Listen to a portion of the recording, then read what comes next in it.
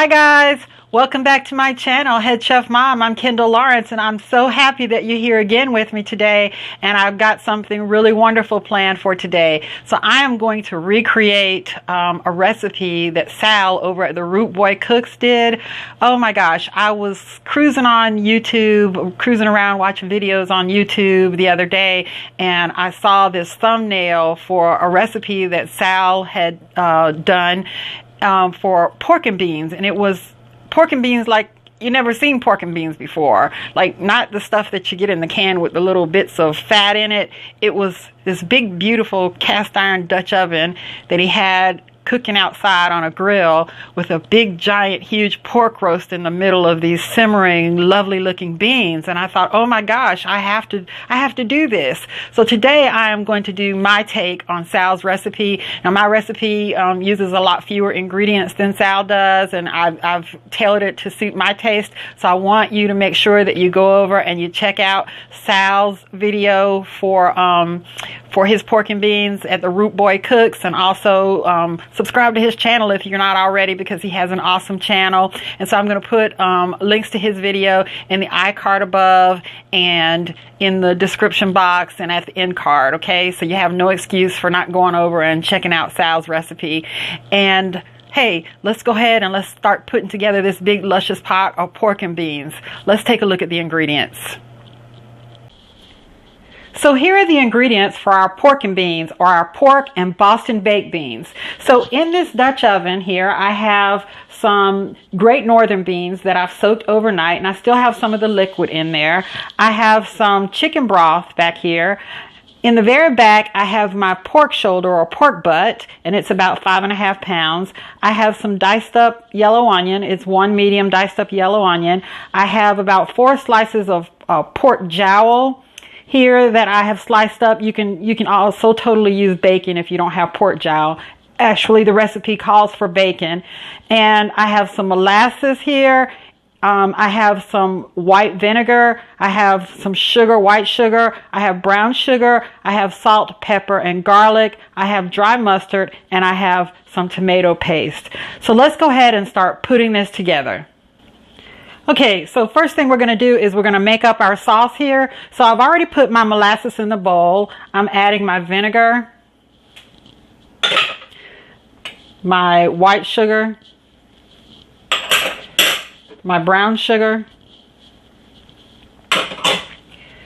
I'm going to add some of my salt, pepper, and garlic to taste. I'm going to add some mustard, my dry mustard, and my tomato paste. And I'm just going to give this a good mix.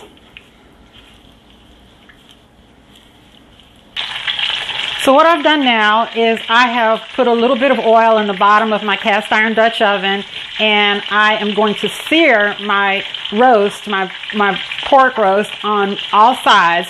So I've got it in there, and I'm searing it now on this side, and then I'll just keep flipping it until I've seared all sides. Okay, so the bottom has gotten seared very nicely, and so I just simply flipped it over on the next side, and I'm going to sear this next side, and I'm just going to keep doing this until every surface is seared. So I've gotten my roast seared up nicely on all sides, and what I'm going to do now is I'm going to take some of the sauce that we made up, and I'm going to just coat my roast with the sauce on all sides.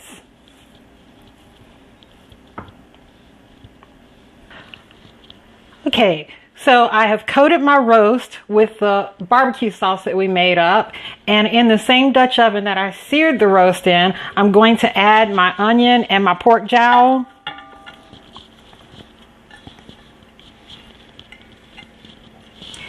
And I'm going to add the rest of the sauce that was remaining after I coated the roast.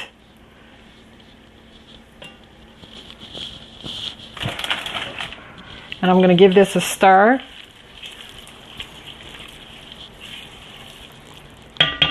Okay, so now what I'm going to do is I'm going to add my beans and the liquid that they're sitting in.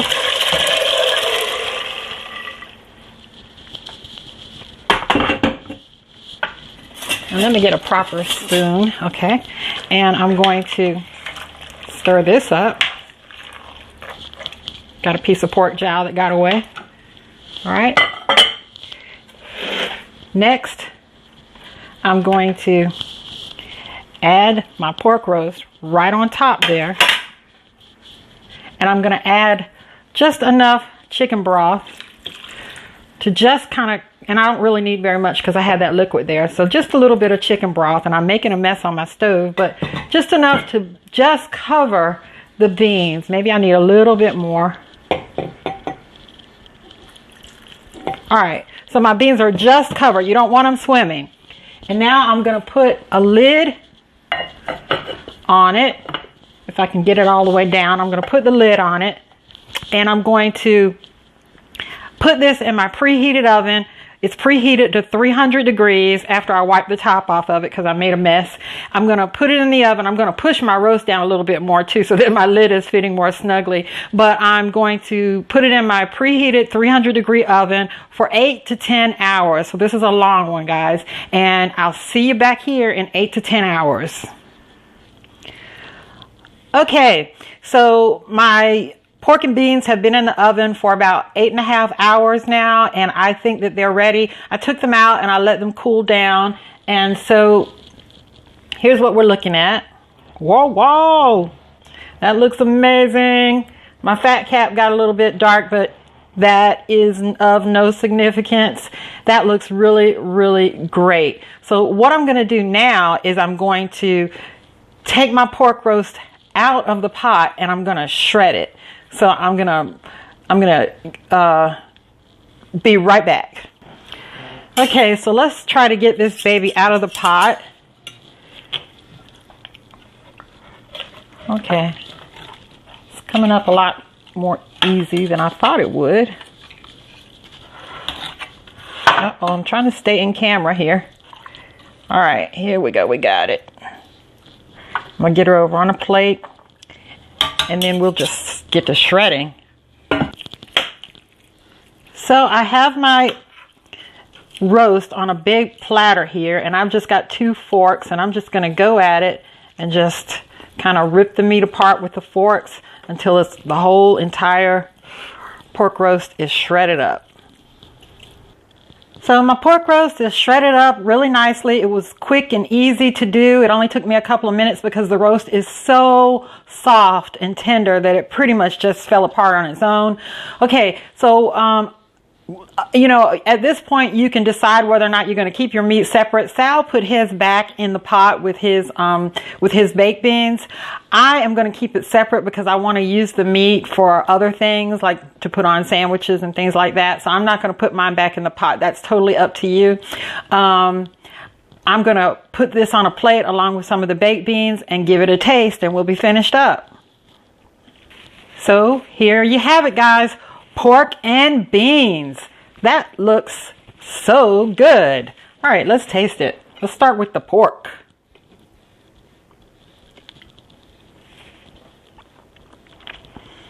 Okay, that's so good. So all the flavors from the brown sugar and the molasses, along with that tender and juicy pork, make for an outstanding meat experience. Let's get some of these luscious looking baked beans here.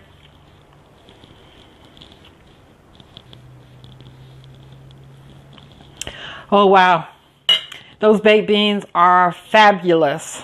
Sweet, oh gosh, lovely, soft, tender beans.